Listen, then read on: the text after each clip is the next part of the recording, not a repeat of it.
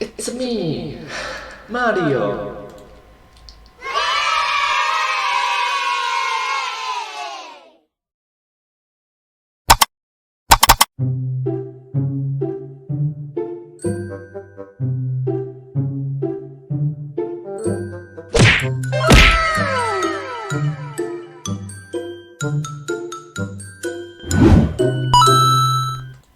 Hello everyone, welcome to this video. In this video, I'll be reacting to one of the early uploads from the YouTube channel The Game Theorists. I'm a huge fan of their work and I hope that you will like this video as well. Thank you so much. And yeah, this video came out from the year 2017, so I think it's around 4 years ago. It's about, you guessed it, Mario! Let's start.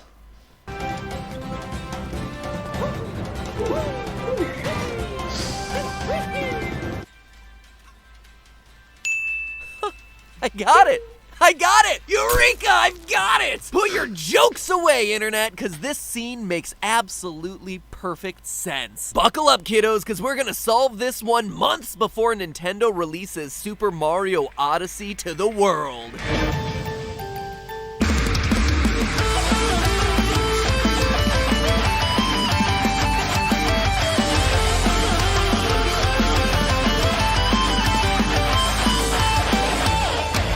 Hello, Internet! Welcome to Game Theory! Hello! I really like that this time the transition is so smooth. Oh my gosh! Now, before I blow the lid off Nintendo's big scheme for Mario Odyssey, I have, cue the trumpets, a special announcement. That's the best we could do for my big special announcement. Alright, fine, whatever. For the next 2 weeks and the next 2 weeks only, you can get your hands on some new, special, limited edition theorist swag. I've been working in the background since the beginning of this year to get you loyal theorists some new, really high quality, and most importantly, fashionable merch to show off your theorist pride. And the first batch is finally here. I am so excited about this, it's finally here. Wow, just saying from 2021 experience, your first batch is gonna be gone by pretty quickly. Show me what you got! Absolutely, oh great giant head. My problem with a lot of geeky merch has always been that it's just a logo plastered on the center of a shirt. But a lot of fashion now is all about asymmetry and wraparound patterns. It's the type of stuff that I wear all the time, so boom! I've got you a cool asymmetric t-shirt of both the Game Theory and Film Theory logos wrapping around your body. I like to think that it's the logos giving you a big giant bear hug. Then, since us theorists aim to be smart, even if I sometimes misread my calculations and say the wrong things in the script, ba-da-ba-ba-ba, backpack in it. It's a theory backpack. Turn with the product. Yeah! It is a Game Theory backpack. And since not everyone wants clickbaity Game Theory green all over their backs, I figured, let's... True. Oh, by the way, let's just mention it. His team is awesome at the videos that they create. And also, Matt looks so young! I mean, like, seriously, Matt looks so young. And compared to 2021 lah.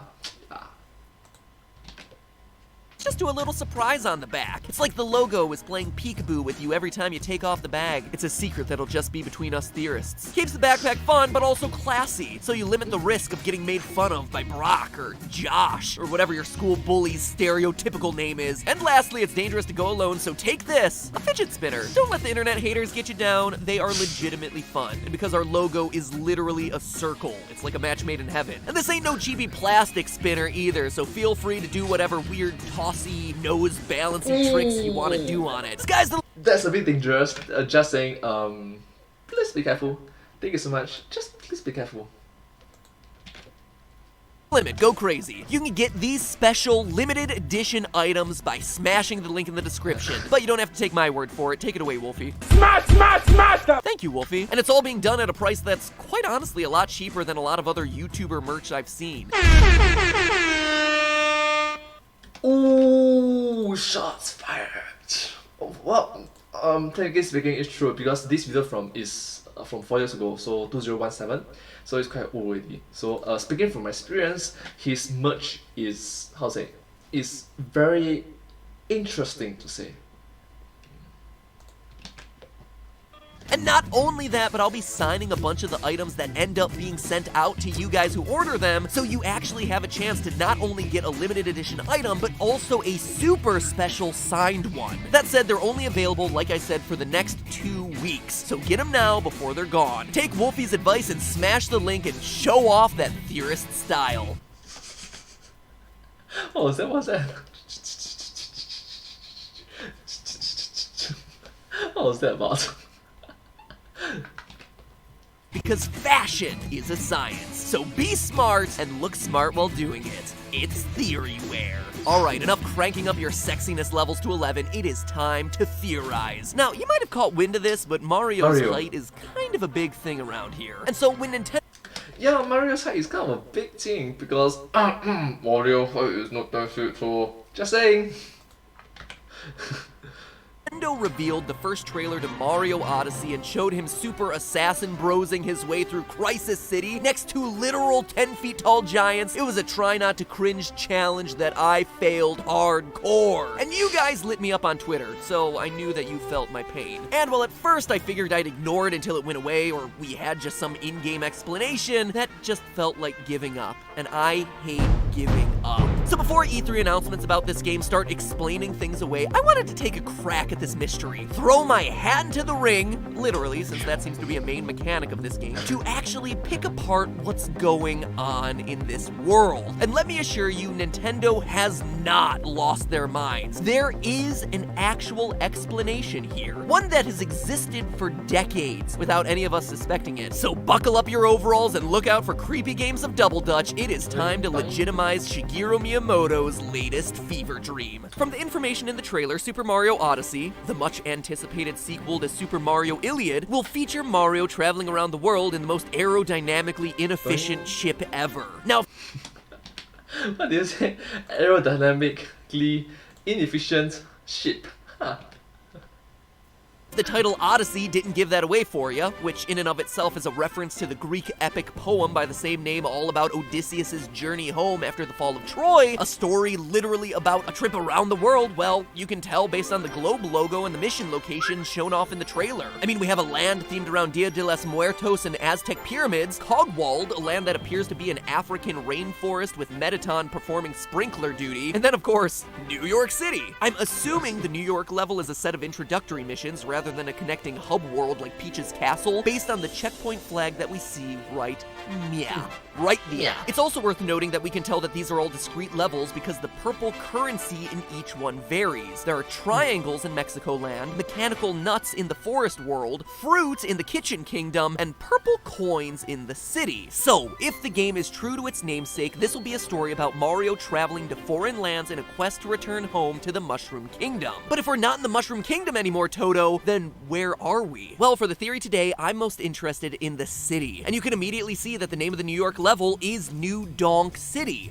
Oh, so it's not New York City, it's New Donk City. Get it? Yeah. As in New Donkey Kong City. And if having that spelled out in poster form behind Mario's head in the opening seconds of the trailer was a bit too subtle for you to convince you of the connection, you can also tell from the humongous number of references to the Donkey Kong series throughout this thing. There's Diddy Mart, that one's pretty obvious, but if you look closer at the street signs, there's also Dixie Theater and Dixie Street, referring of course to Dixie Kong from Donkey Kong Country 2, Cranky Avenue, the name of the OG Kong, and K. Rool Place, the main villain from the Donkey Kong franchise. And if you really know your DKC lore, you'll even recognize the names Squawks, Espresso, and Rambi, your helper animals from Donkey Kong Country 1. But it doesn't stop there. Even the pink scaffolding from the original Donkey Kong arcade game can be seen peppering the city, and the taxi that pulls up at the opening of the trailer has the number 1981 on its license plate, a reference to the arcade game being released in the year 1981. Oh, wow! The game developers are awesome with all these cool little Easter eggs. So very clearly, New Donk City is somehow connected with Donkey Kong lore. But how? And what's any of that got to do with 10 feet tall human beings? Creatures that are literally twice the size of Mario. One word, everything.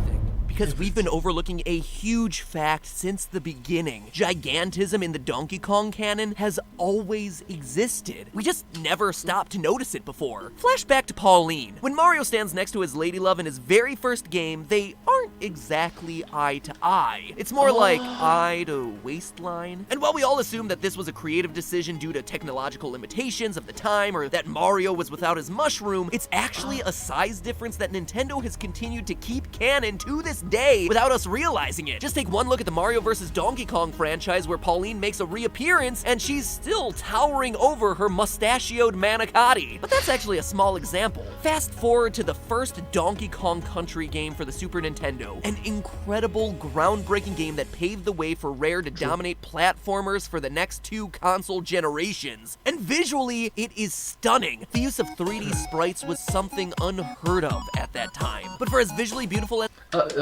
note that right now the technology that we have can easily replicate that. But back then, that was top edge, cutting edge technology that they have back then. So yeah, awesome. as it is, it's also worth noting that this is a world that makes sense. The proportions all feel in the range of what would be natural. Relative to Donkey Kong and the Kremlings, the trees aren't excessively big or tall, the snakes and birds that you fight against are all fairly average in size, the rock formations and caves feel natural, and yet, at the end of each world, you come up against a boss. A boss, mind you, that just so happens to be a giga-sized version of one of the normal enemies from the surrounding region. There's Master Neki Sr., really naughty, the giant Bumblebee, to name three. They're absolute giants relative to the size of everyone else. So that prompts the question, how did they get so big? Well, they all have one thing in common, the banana horde. You see, the whole game revolves around the theft of Donkey Kong's bananas. And it's worth noting that these aren't just any bananas. There are plenty of those lying around each world. No, these are Donkey Kong's special bananas. Oh, so in the game, in the Donkey Kong game, there's the normal bananas and then there's the special bananas for gigantification, I think? Isn't that interesting? One stolen from him at the beginning of the game. Bananas that, as luck would have it, just so happen to be super-sized. And when you fight bosses in the game, you battle them in an arena composed of Donkey Kong's stolen bananas. So you have gigantic, oversized bosses that happen to be the ones who also happen to steal the gigantic, oversized bananas. I mean, don't get me wrong, who doesn't want a large banana after all? But seriously, it seems to me that there could be a connection between the enormous size of the bosses and Donkey Kong's enormous bananas. It's also worth noting that in the sequels DKC 2 and 3, they don't have bosses at the scale that we see in DKC 1. I mean, there's a handful of slightly larger ones, but nothing like we see with Master Neki, and in both of those games, the banana horde isn't actually in the enemy's possession. So the fact that there are no oversized, gigantic bosses makes sense. But there's even more, because the coincidences just get weirder when you actually stop to ask. Why is everyone interested in stealing Donkey Kong's bananas in the first place? King K. Rool starts off the series by ordering his minions to steal the banana horde, then kidnaps Donkey Kong in the second country game, holding him ransom until he gets payment of the Kong banana stash. And he's just an alligator, so it's not like he's interested in them to eat them or anything. And it's not just him. In Donkey Kong Country Returns, the Tiki Tak tribe also tries to get their hands on Donkey's banana. And I don't mean in a game theory gone sexual kind of way either. Again, there is no real explanation for why they want them. And you might think that this is all just limited to the Donkey Kong universe, but it's not. The banana horde even appears in Super Smash Bros. Brawl's story mode, the Subspace Emissary. Oh, I think where you're going. I think I understand where you're going. So maybe I'm trying to say that the compared to normal bananas, the bananas that belongs to Donkey Kong is special, I guess. So meaning to say, technically speaking, Donkey Kong is a very good farmer, isn't it? Huh.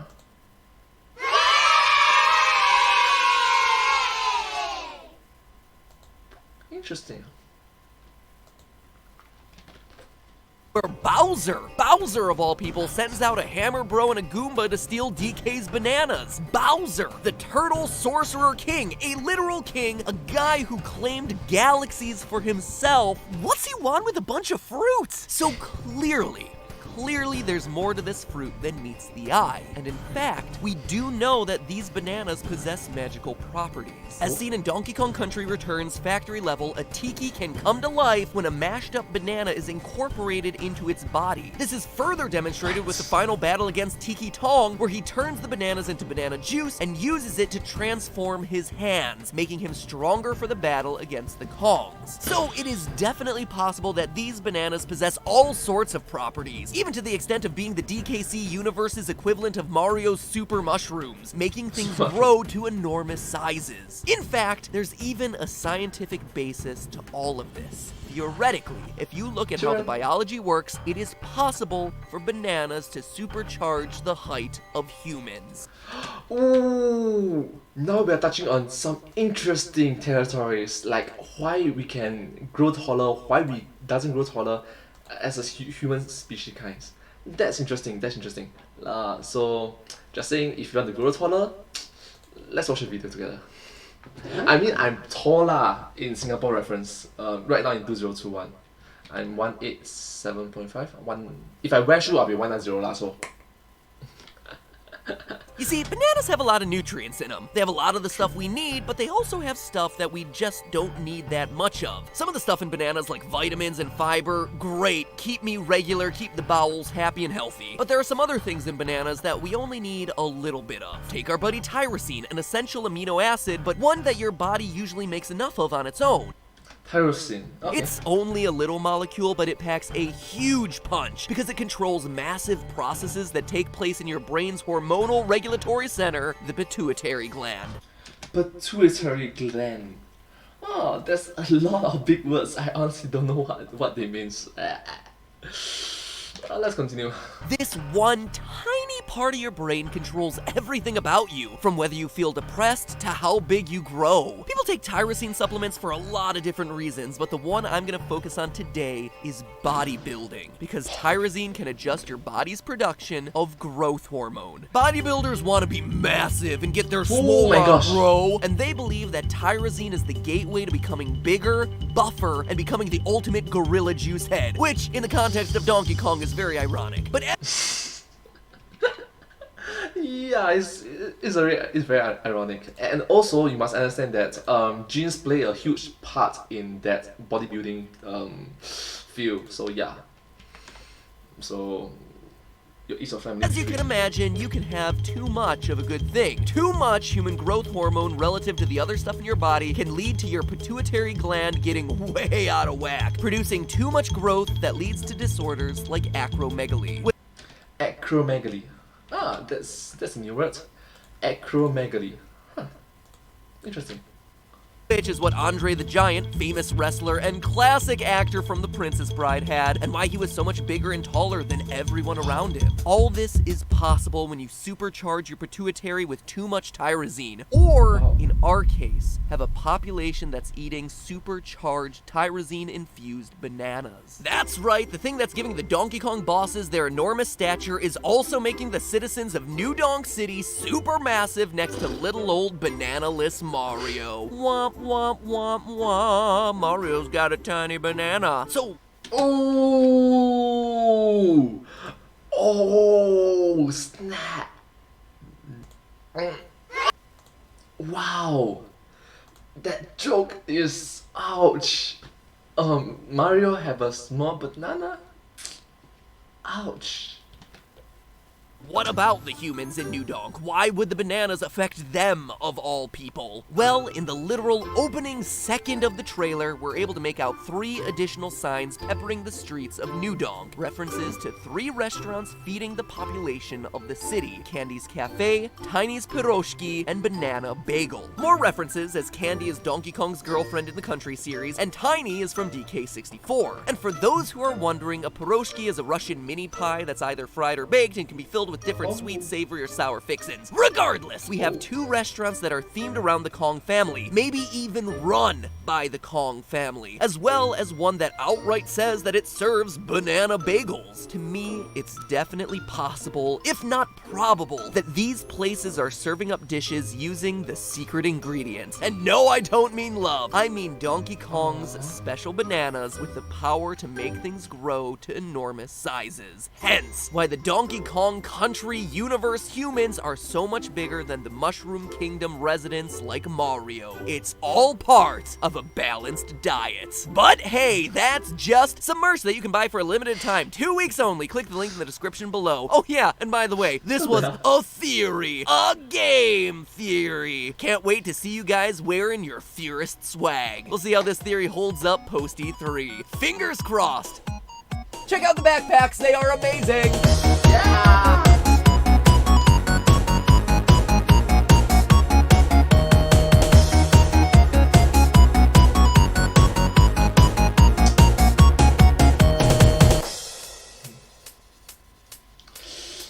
Is it close enough?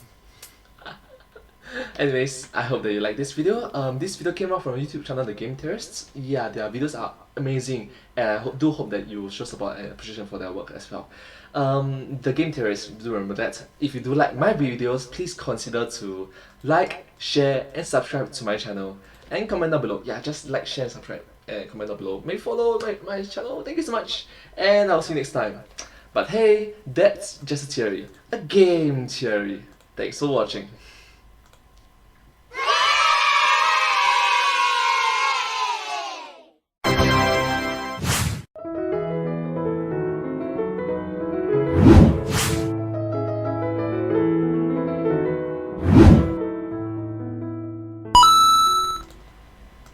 It's me, Mario. Oh my gosh, Mario is so small. Oh, so tiny.